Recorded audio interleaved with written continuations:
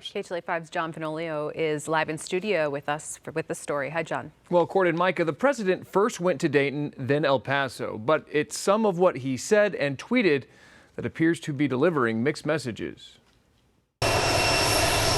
President Trump's very first public comments after visiting with mass shooting victims and first responders were all about himself. We had an amazing day.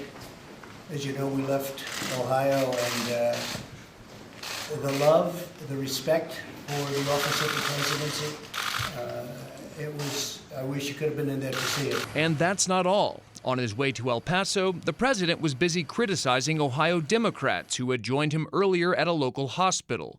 Mr. Trump tweeting from Air Force One, "I saw failed presidential candidate Sherrod Brown and Mayor Whaley totally misrepresenting what took place inside of the hospital. Their news conference after I left for El Paso was a fraud." I get on Air Force One where they do have a lot of televisions.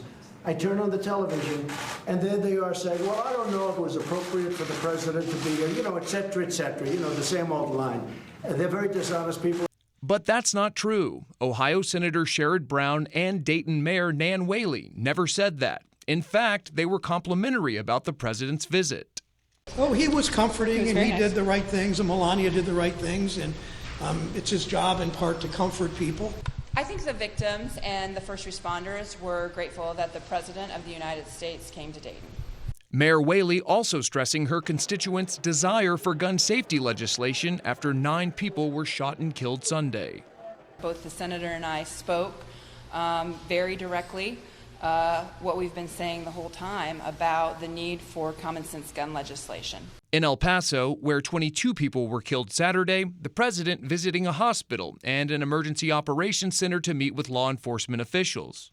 We met with also the doctors, the nurses, the medical staff. They have done an incredible job, both places. Mr. Trump was met by protesters in both cities. We can't back down. Not a single one of us, not this community, a community that he has vilified and demonized since his maiden speech for the highest office in the land when he talked about Mexican immigrants. Before leaving D.C., the president was calling for strong background checks. I'm looking to do background checks. I think background checks are important. That's similar to what he said last year after the mass shooting in Parkland, Florida, only to change his mind under pressure from the NRA.